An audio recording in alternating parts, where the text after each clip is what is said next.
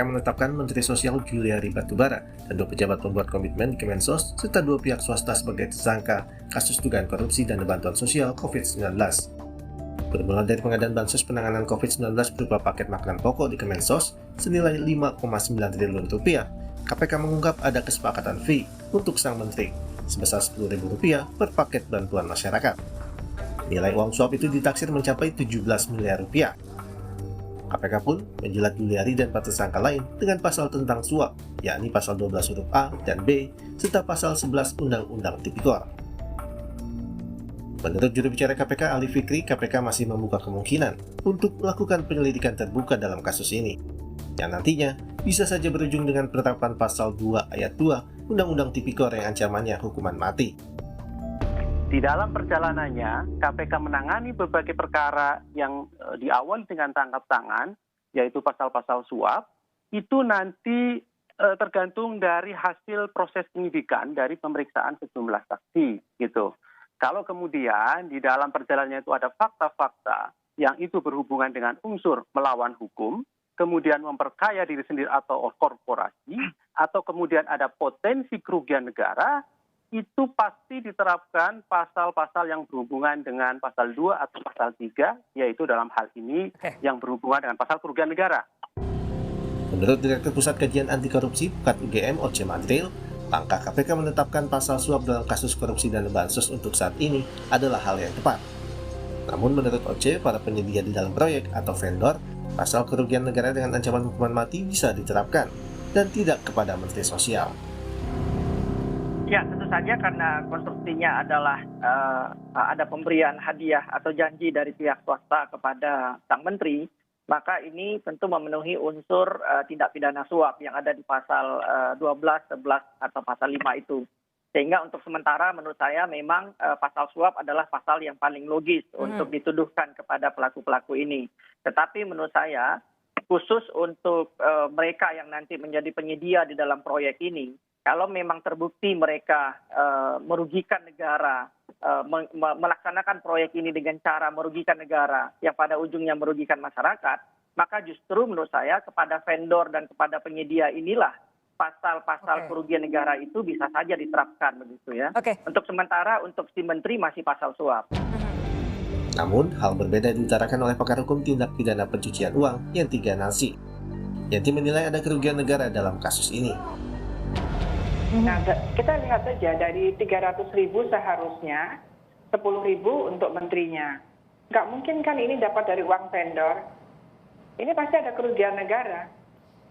Karena yang 5, sekian triliun itu yang harusnya menjadi hak masyarakat, jumlahnya berapapun pasti berkurang. Hukum haruslah ditegakkan seadil-adilnya tanpa pandang bulu.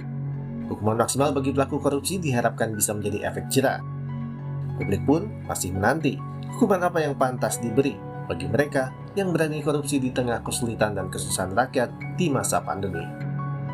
Tim Liputan, Kompas TV. Assalamualaikum warahmatullahi wabarakatuh. Perkenalkan, kami dari kelompok 40 akan mempresentasikan mengenai hasil analisis video sebelumnya tentang tindakan korupsi pada bansos yang dilakukan oleh mantan Menteri Sosial yaitu Juliari Batubara. Saya Lalina Vita Anggraini dengan NIM 2009 10 20 11 16 dari kelas B1. Kenalkan, nama saya Lairul Irma Surya Fatulina dengan NIM 2009 10 20 115 dari kelas Etika Administrasi Publik B2.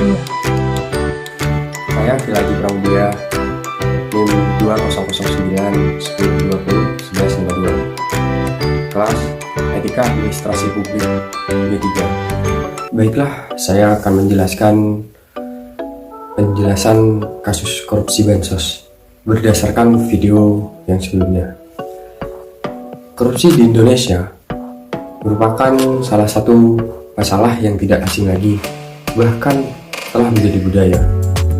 Tidak sedikit kasus korupsi yang telah terjadi di berbagai bidang, terutama kasus korupsi yang terjadi di pemerintah.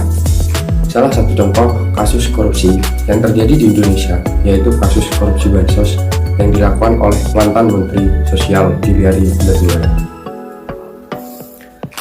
Juliari ditetapkan sebagai tersangka kasus korupsi oleh KPK pada 6 Desember 2020 atas dugaan kasus korupsi dalam penyaluran paket bansos sembako penanganan COVID-19 pada periode pertama tahun 2020 dengan anggaran senilai 5,9 triliun yang dilakukan oleh Juliari dengan menyepakati adanya fee sebesar 10.000 per paket dari jumlah bansos seharusnya yang bernilai 300.000 per paket, sehingga total keseluruhan yang diterima Juliari 17 miliar. Dalam kasus ini, KPK juga menemukan adanya dugaan suap atas Juliari yang mengarah pada pemberian fee atau hadiah dari pihak lain dari proyek bansos tersebut. Atas perbuatan yang dilakukan Juliari terjerat pasal 12 huruf A atau pasal 12 huruf B atau pasal 11 Undang-Undang Nomor 31 Tahun 1999 tentang pemberantasan tindak pidana korupsi sebagaimana telah diubah dalam Undang-Undang Nomor 20 Tahun 2001. Selain itu, tindakan korupsi ini juga menyebabkan adanya potensi kerugian negara yang dapat dijerat pasal 2 dan 3 tentang kerugian negara. Jenis korupsi berdasarkan kasus korupsi yang dilakukan oleh Juliari Batubara dalam pelaksanaan penyaluran bansos sembako penanganan COVID-19 pada periode pertama di tahun 2020 termasuk ke dalam jenis korupsi translatif. Korupsi translatif merupakan jenis korupsi yang dilakukan dengan adanya kesepakatan timbal balik antara pihak pemberi dan penerima yang secara aktif mengusahakan keuntungan. Alasan kasus korupsi di atas termasuk dalam jenis translatif karena dalam ini dapat kesepakatan antara pihak bersangkutan, yaitu pihak swasta memberikan hadiah atau fee sebesar 10.000 per paket sembako kepada Juliari, yang mana tindakan tersebut juga dapat dikatakan sebagai tindak suap dengan adanya kedua belah pihak yang bersangkutan sama-sama mendapat keuntungan. Ya, selanjutnya akan disampaikan oleh rekan saya. Baik, yang selanjutnya yaitu tentang filsafat normatif administrator. Filsafat dapat diartikan sebagai nilai atau ilmu, sedangkan normatif dapat diartikan sebagai nilai. Sehingga filsafat normatif adalah sebuah nilai-nilai sikap yang harus dimiliki oleh setiap administrator. Terdapat 3 dimensi filsafat normatif, yaitu yang pertama logika, bisa diartikan sebagai benar atau salah, yang kedua ada etika, baik buruk nilai moral, dan yang ketiga ada estetika, indah dan tidak indah. Kasus korupsi tersebut jika dikaitkan dengan filsafat normatif dapat dikatakan sebagai tindakan yang menyimpang dari nilai-nilai sikap seorang administrator.